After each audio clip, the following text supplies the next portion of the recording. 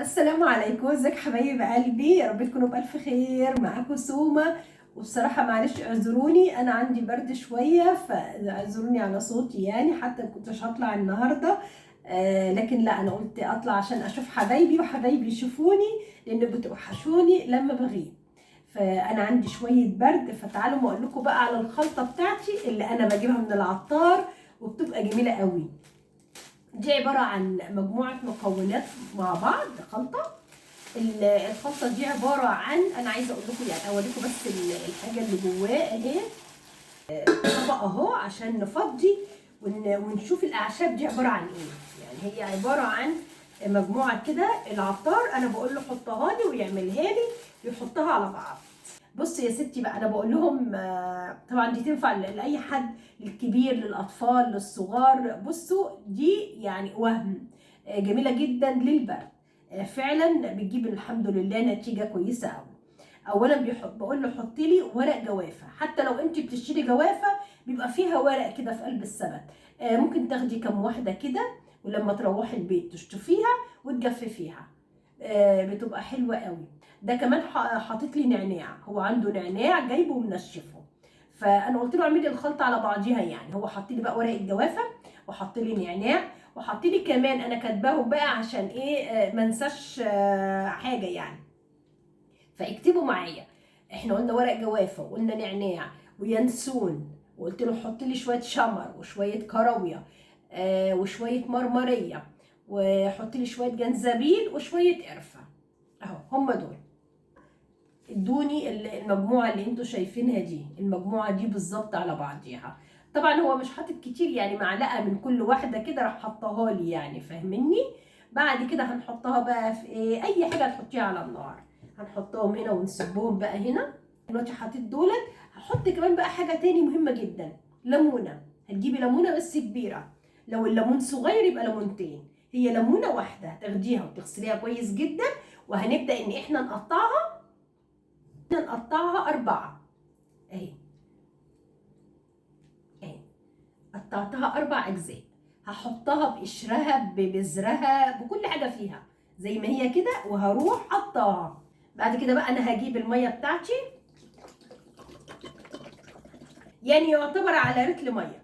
أنا بس عشان يعني اللي أنا هحطه على النار كده خلاص عشان يعرف يغلي.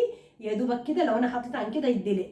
فهو لما هيغلي بس شوية ويقصر شوية، انا هزود شويه الميه دول، يبقى على لتر ميه. هنقلبها على المعلقه، هنقلبهم بقى بالمعلقه. وبعد كده نحطهم على البوتاجاز. بس واحنا حاطينهم على البوتاجاز يعني مش هياخدوا غلوتين 3، لا. انا عايزاهم اولا نهدي النار، يعني اول ما يبداوا يغلوا هنهدي النار، واسيبهم 5 دقايق يضربوا كده ويتكتكوا في بعض. وبعد كده هنشوف المشروب بتاعنا طلع شكله ايه في النهايه. والله يا جماعه انا كان عندي برد، ومكنتش هقدر اقوم يعني ولا اصور فيديو النهارده. بس اللي خلاني اقوم اصور الفيديو النهارده ان انا الحمد لله، يعني والله مجرد ما انا وقفت قدام الكاميرا كده وبكلمكم، الحمد لله حسيت ان انا خفيت شويه. فانا عايزه اقول لكم والله على حاجه، بس يا رب نشير الكلام ده، يا ريت عشان كتير يسمعوا، وكلنا نعمله، ومحدش يقول لا، ومحدش يتكاسل. في موضوع مهم قوي النهارده انا شفته على النت، بس احزنني جدا، زعلت ليه قوي. اللي هو مستشفى 57 357.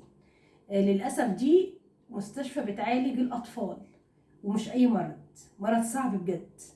يعني انا عزكم الله شفته في والدتي، فانا قعدت معاها سنه في المستشفى وشفت قد ايه تعبها، وقد ايه هي ما كانتش قادره.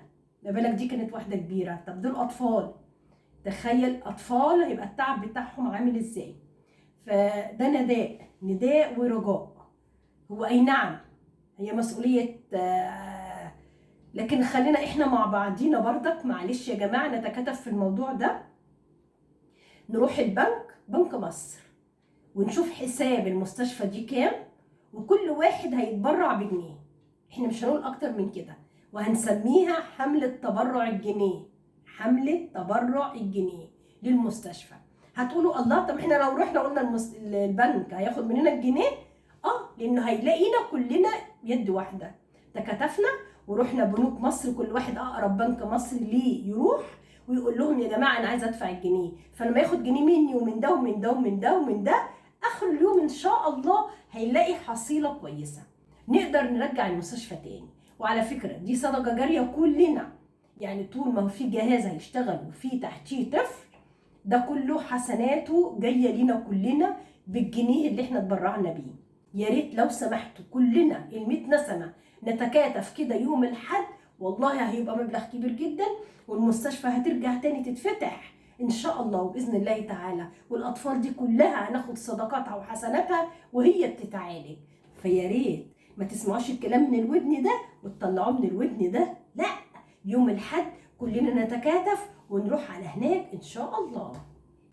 وادينا خلصنا بقى الخلطه الوهميه بتاعت البرد بتاعتنا، والله نتيجتها تحفه بجد.